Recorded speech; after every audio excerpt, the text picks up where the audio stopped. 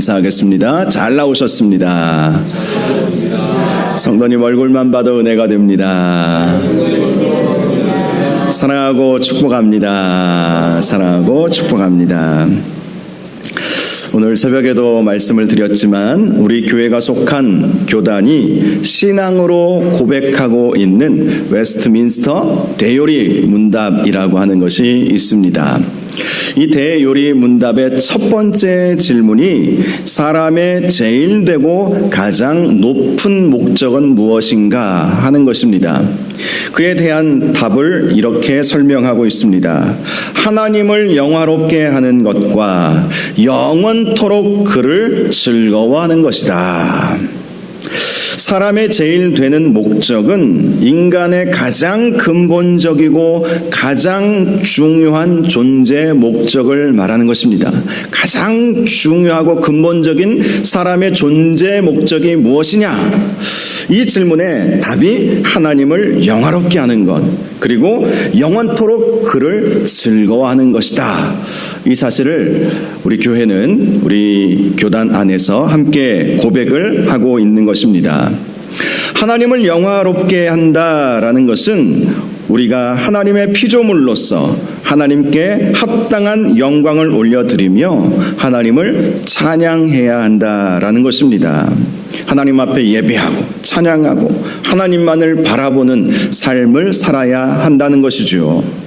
또 영원토록 그를 즐거워한다는 것은 우리 행복과 만족이 하나님 안에서 이루어지게 된다는 것을 믿고 하나님과의 풍성한 교제를 사모하고 또 하나님 안에서 영원한 즐거움을 얻고자 하는 것을 말하는 것입니다.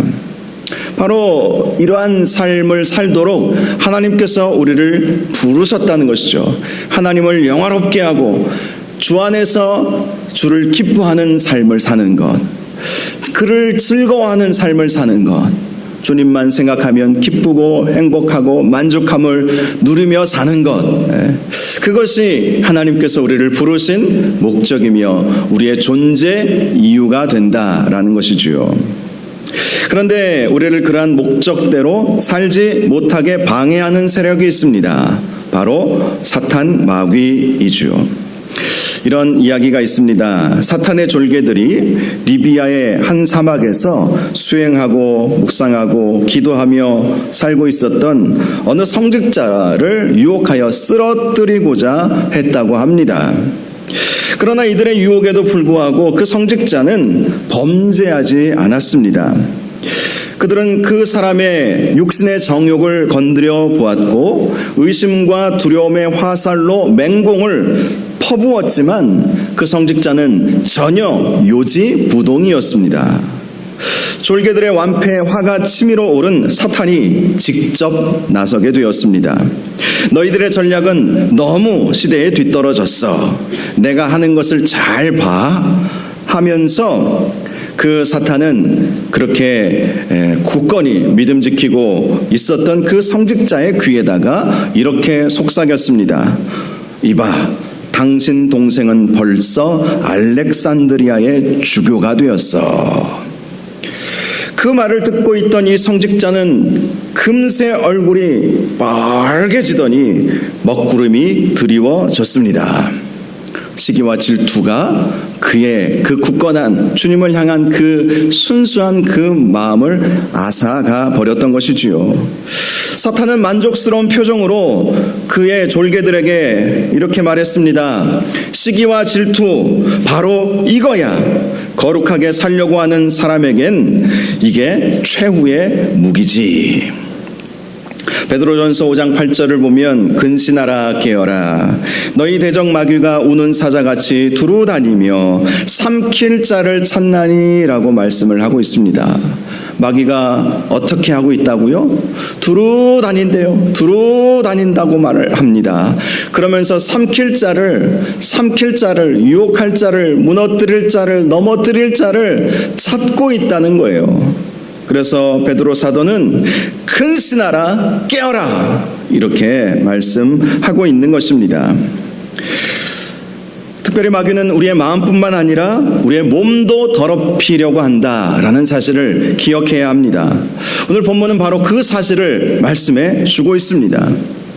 사도 바울은 그러하기에 우리는 우리의 몸을 하나님께 영광 올려드려야 한다라는 사실을 강조한 것입니다. 우리의 몸은 성령의 전이며 값으로 산 것이 되었기에 하나님께 영광 올려드려야 한다. 마음만의 문제가 아니라는 것이죠. 우리의 몸을 하나님 앞에 올려드려야 한다는 것입니다. 우리는 성령이 거하시는 성전이므로 우리의 몸을 통해서 하나님께 영광을 올려드려야 한다는 것입니다. 오늘 본문을 통해서 그 사실을 우리는 발견할 수가 있습니다. 먼저 오늘 본문 12절을 보면 모든 것이 내게 가하나 다 유익한 것이 아니요 모든 것이 내게 가하나 내가 무엇이든지 얽매이지 아니하리라 라고 말씀합니다. 이 말씀은 그리스도인의 자유함을 말씀하는 것입니다. 그리스도인은 자유케 된 사람입니다. 죄로부터 자유케 된 사람입니다. 예수님께서 요한복음 8장 32절에서 이런 말씀을 하셨습니다. 진리를 알지니 진리가 너희를 자유롭게 하리라. 진리를 알아야 자유롭게 된다라는 것입니다. 진리는 예수 그리스도와 그분의 말씀을 의미하는 것이죠. 예수 그리스도의 십자가 복음을 의미하는 것입니다. 그 진리를 알게 되면 그 진리로 말미암아 우리는 자유롭게 된 것이다. 더 이상 죄의 종노릇하는 사람이 아니라 죄로부터 자유롭게 되는 그러한 사람이 된다고 말씀을 하시는 것입니다. 자, 그러나 우리는 이러한 자유를 방종으로 흐르게 해서는 안 됩니다. 사도 바울이 왜 고린도 교회 성도들에게 이 말씀을 했겠습니까? 모든 것이 가하지만 유익해야 된다는 것이죠. 유익의 관점에서 우리의 자유를 생각해 보아야 한다라는 것입니다. 실제로 우리나라는 자유민주주의 체제 아래에서 살아가고 있지 않습니까? 그래서 우리에게는 표현의 자유가 있고 종교의 자유가 있고 양심의 자유가 주어집니다. 그러나 그 자유가 국가의 안위와 타인의 자유를 침해했을 때에는 법률로서 제한을 받게 됩니다. 그래야 국가의 질서가 유지될 수 있지 않겠습니까? 내 자유다 하면서 다른 사람 내가 때리고 싶으면 때릴 수 있겠습니까? 내가 갖고 싶다고 다른 사람의 물건을 훔칠 수 있겠습니까? 그럴 수는 없는 것이죠. 자유가 주어졌지만 그 자유에는 책임이 뒤따르는 것입니다. 마찬가지로 그리스도인이 모든 것에 자유가 있을지라도 그것이 교회 공동체에 유익한가, 하나님 나라와 하나님의 영광에 합당한가, 항상 먼저 그것을 생각해 보아야 한다라는 것입니다. 13절을 보면 음식은 배를 위하여 있고 배는 음식을 위하여 있으나 하나님은 이것저것을 다 폐하시리라 라고 말씀을 하고 있습니다. 음식은 배를 위하여 있고 배는 음식을 위하여 있다라는 것은 그리스도인에게 무엇이나 먹을 자유가 주어져 있다라는 것을 말씀합니다.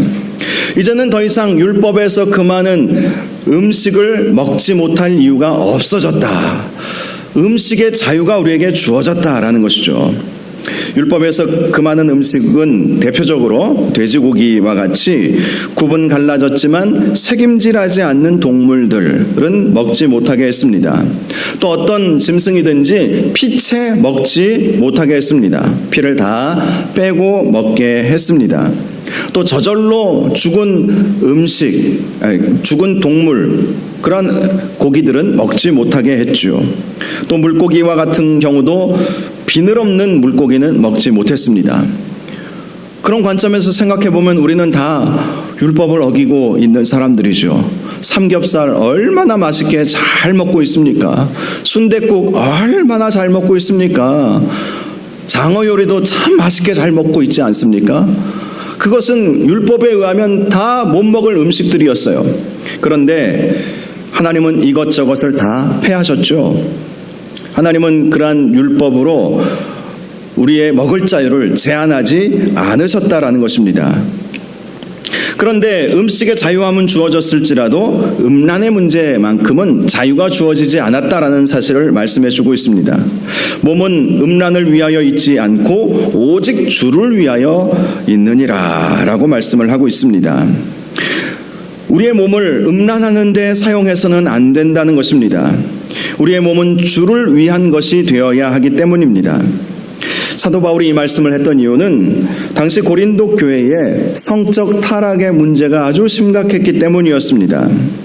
고린도 교회는 모든 것이 가다라는 말씀을 잘못 적용함으로 성적으로 도덕적으로 타락에 빠져버렸던 것입니다.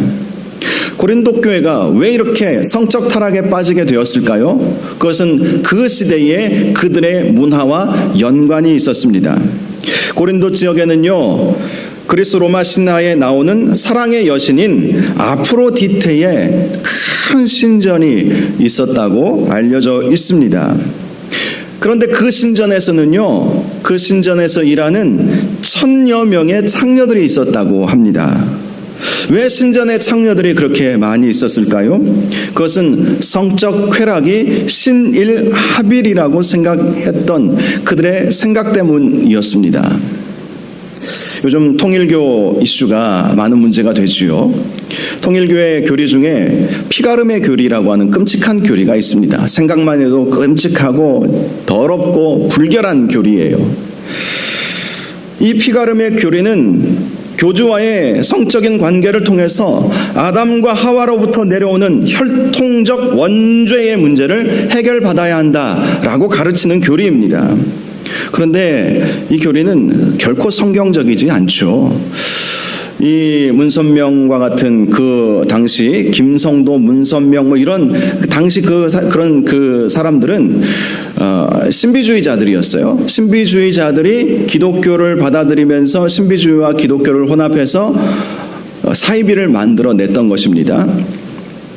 고린도 지역이 바로 그러한 교리적인 영향을 받았던 것입니다.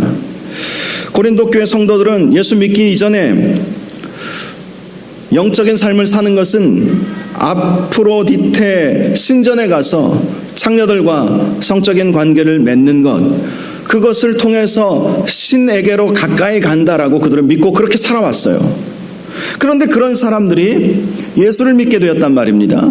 그러면 옛 구습을 벗어버려야 되지 않겠습니까? 예전에 행했던 모든 것들을 끊어버려야 되지 않겠습니까?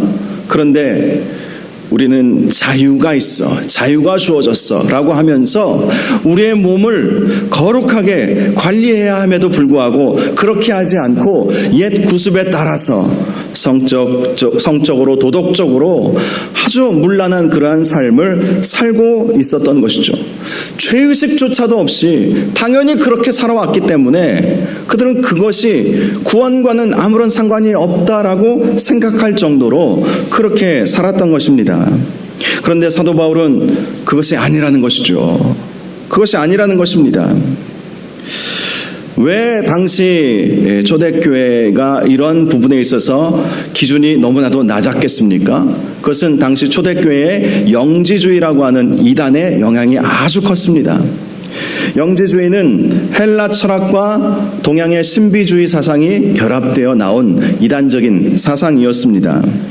그들은 영은 선하고 육은 악하다라고 주장을 했습니다.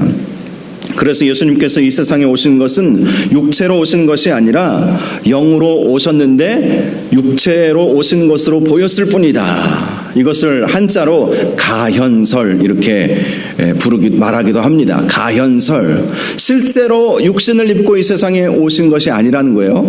왜냐하면 육신은 악하기 때문에 선하신 예수님, 하나님의 아들이 육신을 입고 이 세상에 오셨을 수가 없다라고 그렇게 생각을 했던 것입니다. 그래서 영으로 오셨는데 사람들의 눈에 보였기에 그렇게 보였을 뿐이다. 실제로 예수님이 이 세상에 오신 것은 영으로 오신 것이다. 그 결과 그들은 육체, 우리 몸에 대하여 도덕적인 기준을 굉장히 낮게 그렇게 보게 되었던 것입니다. 육체의 순결에 대해서 그들은 중요하게 생각하지 않았다라는 것이죠. 그런데 사도 바울이 말씀합니다. 13절 하반절과 14절을 보면 주는 몸을 위하여 계시느니라. 주는 우리 몸을 위하여 계신다는 거예요. 몸이 아무것도 아닌 것이 아니라는 것이죠. 영지주의자들이 말한 것처럼 우리 몸이 별것이 아닌 것이 아니라는 것입니다. 영지주의자들은 깨달음을 통해서 구원을 얻는다고 그렇게 주장을 했어요. 지식, 깨달음, 이것을 통해서 구원을 얻는다. 그리고 우리 몸에 대해서는 아무렇게나 살아도 큰 문제가 되지 않는다는 거예요. 그렇게 가르쳤으니 그 영향을 받은 성도들이 주님의 말씀을 깨닫고 그 말씀의 은혜를 받고 또 마음으로 믿고 입으로 시인하여 구원에 이르게는 되었는데 삶이 뒤따라주지를 않는 거예요. 예전의 생각과 예전의 관습, 당시의 그러한 문화에 그냥 아무런 그러한 비판의식도 없이 그냥 그대로 그렇게 살아가고 있었던 것입니다. 그런데 사도 바울이 말하죠. 주는 몸을 위하여 계시느니라. 우리의 몸이 너무나도 소중하다는 거예요. 주님은 우리의 몸을 위하여 계신다. 우리의 영만의 문제가 아니라는 거예요. 우리의 영혼만 천국 가면 되는 문제가 아니라 우리의 몸을 위하여 주님이 계시기에 우리의 몸도 소중하게 관리해야 한다고 말씀하십니다. 하나님이 주를 다시 살리셨고 또한 그의 권능으로 우리를 다시 살리시리라. 우리의 몸은 다시 부활해야 할 육체 아니겠느냐라는 말씀인 것이죠. 우리의 몸은 너무나도 소중하다는 것입니다. 아무렇게나 방치해서는 안 된다는 것입니다. 육체의 그러한 순결이 너무나도 중요하다. 이 사실을 강조하고 있습니다. 15절에도 너희 몸이 그리스도의 지체인 줄을 알지 못하느냐. 내가 그리스도의 지체를 가지고 창녀의 지체를 만들겠느냐. 결코 그럴 수 없느니라. 자, 우리의 몸은 그리스도의 지체인 줄을 왜 모르느냐. 이 말씀이죠. 우리의 몸은 그냥 내 몸뚱이가 아니라는 것입니다. 예수 그리스도의 하나의 지체라는 거예요. 그러므로 예수 그리스도께서 거룩하시다면 우리도 지체로서의 우리 몸을 거룩하게 관리할 필요가 있지 않겠느냐라는 말씀인 것입니다. 이 말씀은 우리의 구원은 결코 깨달음을 통해서만 이루어지는 것이 아니라 육체적 순결이 뒷받침되어야 한다는 것을 말씀하는 것입니다. 거룩하게 살아야 한다는 거예요. 삶을 등한히 여기지 말아야 한다는 것입니다. 영지주의자들처럼 지식적으로 알고 영적으로 깨달았다고 해서 다 이루었다고 결코 생각하지 말고 우리의 도덕적이고 윤리적인 그러한 삶이 뒷받침될 수 있어야 된다는 것을 강조한 것입니다. 물론 우리는 행함으로는 구원받을 수 없습니다. 우리의 행함은 하나님의 구원을 만족시킬 수 없기 때문입니다. 그러나 구원받은 이후 성도의 삶은 이전과는 분명히 달라져야 합니다. 옛 구습을 벗어버려야 하고 그리스도로 새 옷을 입어야 합니다. 생각이 달라져야 하고 말도 달라져야 하고 행동도 달라져야 합니다. 예수 믿었다고 말하면서 믿지 않았던 때처럼 똑같이 살아서는 안 된다는 것이죠. 마치 이 세상에 오신 예수 그리스도의 성품을 닮아가야 한다라는 것입니다. 예수 그리스도의 생각을 품어야 하며 예수 그리스도와 같은 삶을 살아야 한다는 것입니다. 우리를 통해서 예수 그리스도께서 보여져야 한다는 것. 다른 믿지 않는 사람들이 우리를 보면서 이 세상에 예수님이 오신다면 당신과 같았을 것이다. 물론 너무 기준이 높으면 우리가 어떻게 주님처럼 보일 수 있을까 이렇게 생각할 수도 있겠죠. 그러나 적어도 칼빈은 성화의 개념으로 이 부분을 우리에게 소개하면서 점점 거룩해져야 되는 것은 아닌가 이렇게 말씀하기도 했죠. 성화, 성도의 성화. 점점 그리스도를 닮아가는 거예요. 점점 거룩해져 가야 한다는 것이죠. 우리의 몸은 한낱 육체 덩어리가 아니라는 사실을 꼭 기억하시기를 바랍니다. 19절과 20절에 이렇게 말씀합니다. 너희 몸은 너희가 하나님께로부터 받은 바 너희 가운데 계신 성령의 전인 줄 알지 못하느냐. 너무나도 귀한 말씀이지 않습니까? 우리 몸은 그냥 한낱 그냥 고기 덩어리가 아니라는 거예요. 육체 덩어리가 아니라는 것입니다. 우리 안에 성령님이 계심으로 우리는 성령의 전이다. 성령의 전이다.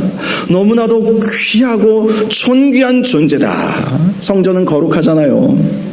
바로 그것처럼 우리 몸이 바로 그렇게 거룩한 존재라는 사실을 잊지 말아야 한다는 것입니다. 너희는 너희 자신의 것이 아니라 값으로 산 것이 되었으니 그런즉 너희 몸으로 하나님께 영광을 돌리라 라고 말씀합니다. 우리의 몸으로 우리의 영으로만이 아니라 우리의 몸으로 하나님께 영광을 올려드려야 한다는 것입니다. 우리 몸이 참 중요하다는 거예요. 우리가 영혼의 구원만을 생각하기 쉽지만 그러나 우리 육신은 부활해야 할 육신이기에 우리의 몸의 부활을 생각한다면 우리의 몸을 더 거룩하게 더 순결하게 그렇게 만들어야 한다는 것을 말씀하고 있습니다. 성령께서 계시는 성전이기에 더 우리는 거룩해져야 하는 것입니다. 여러분, 유다 왕국이 왜 멸망했겠습니까? 성전에서 하나님의 임재가 떠나버리셨기 때문이었죠. 지난달에 에스겔서 말씀, 새벽마다 우리가 말씀을 보게 되었었는데요. 에스겔서 8장을 보니까 당시 유다의 예루살렘에 있었던 성전에서 어떤 일들이 있었는지 하나님께서 에스겔에게 환상으로 보여주신 내용이 에스겔서 8장에 나와 있는데요. 그 내용을 보니까 하나님께서 바벨론 포로로 끌려간 에스겔 선지자를 예루살렘으로 이끌어 가셨습니다. 그리고 성전에서 어떤 일들이 벌어지고 있는지 보여주셨는데요. 성전에 있었던 사람들은 북향한 문에 우상을 세우고 그 우상 앞에 절을 하고 있었던 것입니다. 그 우상은 아세라 목상을 말하는 거예요. 풍요의 신이라고 말하는, 다산의 신이라고 말하는 그 아세라 목상 앞에서 사람들이 절을 하고 있는 것입니다. 성전 북쪽 문에서, 성전에서 다른 멀리 떨어진 곳에서 그 일이 벌어졌던 것이 아니라 성전 북쪽 문에서, 성전 안에 있는 북쪽 문, 북향한 문에서 아세라 목상을 딱 세워놓고 사람들이 아들, 딸 많이 낳게 해주십시오 하면서 비나이다 비나이다 하면서 그렇게 빌고 있는 모습을 에스겔 선지자가 보았던 것입니다. 또 성전뜰 안벽에는 각종 가증한 우상들의 그림이 그려져 있었고요. 그것을 경배하고 있는 70명의 지도자들을 보았습니다. 유다 백성의 지도자들은 적어도 영적으로 깨어서 하나님만을 바라보고, 지금 당시 유다의 상황은 풍전등화의 상황이었어요. 시드기야가 다스리고 있었던 때였습니다. 그리고 많은 사람들이 바벨론 포로로 끌려가 있는 상황이었습니다. 자칫 잘못하면 유다가 완전히 망할 수 있는 상황이었어요. 바벨론은 계속해서 지켜보고 있었습니다. 유다가 애굽 편에 서나 끝까지 우리 편에 설 것인가. 그러면서 자칫 잘못하면 완전히 망할 위기에 처해져 있었죠. 그렇다면 지도자들이라면 어떻게 해야 되겠습니까? 하나님만을 바라보고 하나님께 기도하고 하나님 도와주십시오. 이 나라가 위기 가운데 있습니다. 벌써 수많은 사람들이 바벨론 포로로 끌려갔습니다. 우리나라는 언제 망할지 모릅니다. 하나님 도와주십시오. 하나님께 절하고 하나님만을 바라보고 하나님만을 찬양해야 되는데, 이스라엘 백성의 70명의 장로들, 지도자들이 성전 뜰 안벽에다가 각종 우상들을 그려놓고 거기에 절하고 그 앞에서 비는 것입니다. 에스겔 선지자가 그걸 본 거예요. 하나님은 에스겔 선지자에게 그것을 보여주신 것입니다. 지금 유다가 왜 망하는 길로 가고 있는지 아느냐? 저들 때문이라는 것이죠. 아세라 목상 앞에서 절하는 사람들이 있지를 않나? 이스라엘의 지도자들이라는 사람들이 우상을 그려놓고 그 앞에서 우상을 섬기고 있지를 않나? 또 이스라엘의 여인들은 담무스를 위하여 애곡하고 있는 모습을 에스겔이 보게 되었습니다. 담무스는 메소포타미아 지역의 신이었는데요, 풍요의 신, 농사의 신으로 알려진, 그렇게 여겼던 그 신이었습니다. 즉 여인들이 그 단무스 앞에서 풍년을 빌고 풍요와 번영을 빌고 있었던 것입니다. 더 심한 것이 있었습니다. 성전 안뜰에서 제사장들이 성전을 등지고 동쪽을 향하여 태양을 바라보며 태양신을 섬기고 있었던 것입니다. 여러분, 성전 안뜰에서는 어떤 일이 벌어져야 합니까? 하나님께 제사하고 하나님께 분향하고 하나님만 바라보아야 하지 않았겠습니까? 특별히 제사장들은 누구입니까? 하나님만을 섬기기로 작정된 사람들이었어요. 하나님만을 섬기라고 선택받은 사람들이었습니다. 그런데 그들이 성전을 등지고 태양을 바라보면서 태양 앞에 절을 하고 있었던 것이죠. 하나님께서 에스겔 선지자에게 그 광경을 그대로 보여주셨던 거예요. 그러니 유다가 얼마 가지 않아서 망할 수밖에 없었던 것입니다. 하나님의 임재가 떠난 인생은 결코 승리할 수도 없고 행복함을 느낄 수도 없고 결국은 망할 수밖에 없다라는 사실을 우리가 기억해야 합니다. 저와 여러분의 몸은 성령님께서 계시는 성전임을 꼭 기억하시기를 바랍니다. 그러므로 우리의 몸으로 하나님께 영광을 올려드려야 할 것입니다. 그럴 때 우리 하나님께서 우리와 함께 하시고 우리에게 은혜와 긍휼을 베풀어 주시는 것입니다. 고린도 교회 성도들은 영지주의와 그리스 로마 신화의 영향을 받아서 몸의 성결을 중요하게 생각하지 않았습니다.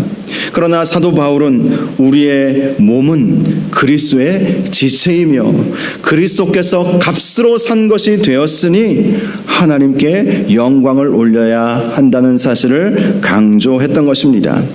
그리스도인에게 자유함이 주어졌다 해서 방종함으로 흘러가서는 안 된다라는 것입니다. 교회는 영적 순수함을 생명처럼 지켜야 합니다. 그래야 우리 주님께서 우리와 함께하여 주시기 때문입니다. 영적 순수함은 육체적 거룩함과 연결이 되어 있습니다. 교회는 세상과 구별되어야 할 공동체입니다. 세상의 문화를 그대로 답습해서는 안 됩니다. 분별력을 가져야 합니다. 세상과 구별된 모습을 가져야 합니다. 현대의 모습을 보면 굉장히 타락의 타락으로 가고 있지 않습니까? 그것을 우리는 잘 분별을 해야 합니다. 우리의 몸은 소중합니다. 우리의 영혼만 소중한 것이 아니라 우리의 몸도 너무나도 소중합니다. 우리의 몸은 성령께서 계시는 성전입니다. 항상 이러한 생각을 결코 잊지 마시고 우리의 몸을 더 거룩하게, 더 구별된 모습으로 살아갈 수 있기를 주님의 이름으로 축복합니다. 우리의 몸으로 하나님께 영광을 올려드릴 수 있기를 바랍니다. 우리의 몸 녹슬어 없어지는 것이 아니라 주님의 영광을 위하여 닳아 없어지는 복된 삶을 사시기를 바랍니다. 우리의 삶이 너무나도 중요하다는 사실을 꼭 기억하시고 우리의 몸으로 주님께 영광 올려드리며 우리의 몸으로 예배하며 우리의 몸으로 찬양하며 우리의 몸으로 주님의 나라와 주님의 영광을 위하여 충성을 다하시는 저와 여러분들 되시기를 주님의 이름으로 축원합니다. 기도하겠습니다.